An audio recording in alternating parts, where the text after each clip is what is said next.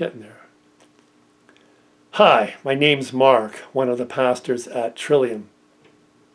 Many years ago, long before Google Maps, I was driving along Eglinton Avenue in Toronto. I had a place to go.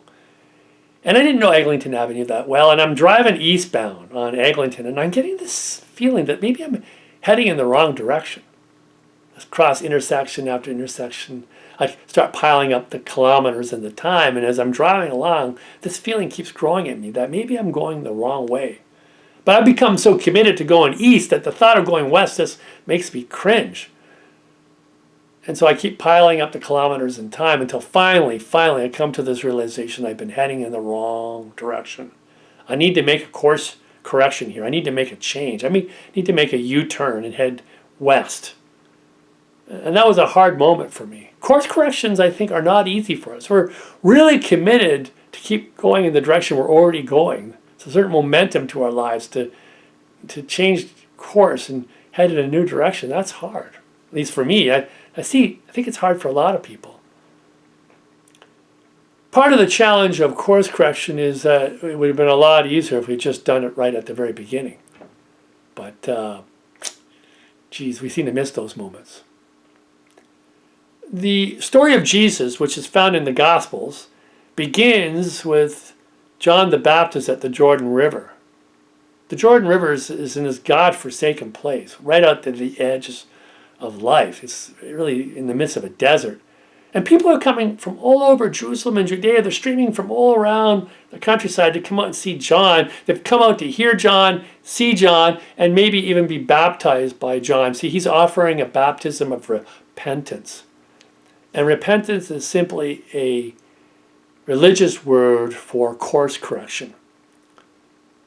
Repentance means to head in a new direction, to make the U-turn. That's what John's offering people. Come to me, hear what I have to say, let me baptize you into a new direction in life. And people are streaming out to him. Hundreds and hundreds of people every day coming to hear what he has to say. There's a lot of people who recognize they need to make a fundamental change in the directions of their lives. And so they are baptized by John. And then what next? What next after that? Well, we don't hear about it. But this is the problem with John's ministry. It's the limitation of it. He can call people into a course correction. He can call them to a time of repentance. They can make a U-turn and start heading a new direction. But then what? People need direction. And this is something that John can't offer them. He has no ultimate direction for them. Just don't go where you were going, but where you're supposed to go, well, that's a different story.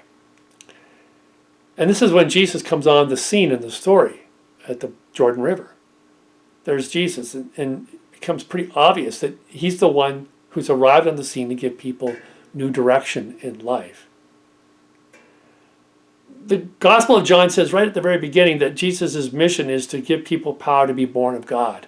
Not to be born of blood or of flesh or of the will of man, all the patterns of the fallen world, the world of unlove, but to be born of God, to be born of God, to be made like God, to allow the heart and mind of God to infiltrate our lives. And we will discover that God is love, perfect love, holy love, and Jesus has come to give us power to be born of perfect love in life, to allow the authority and the power of love to have sovereignty over our lives.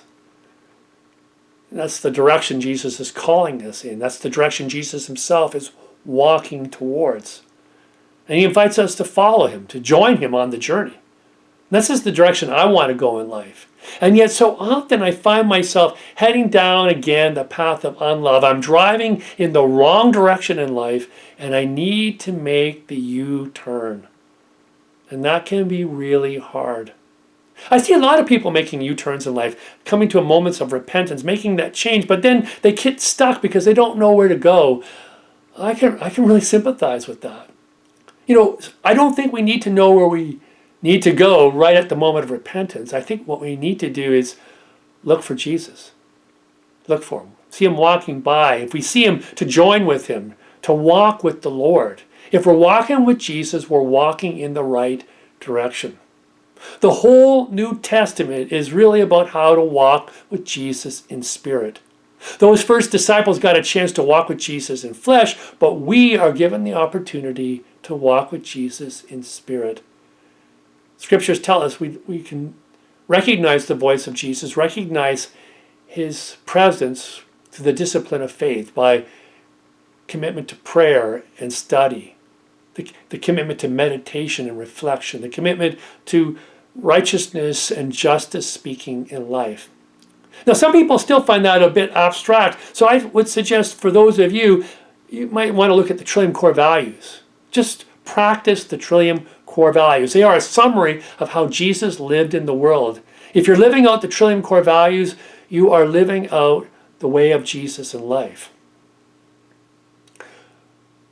The goal again is to be born of God, to allow the sovereignty of God's holy love over our lives. That's the purpose that Jesus has come into the world. That's the new direction. That's the way Jesus is walking, and it's certainly the way I want to walk with him too.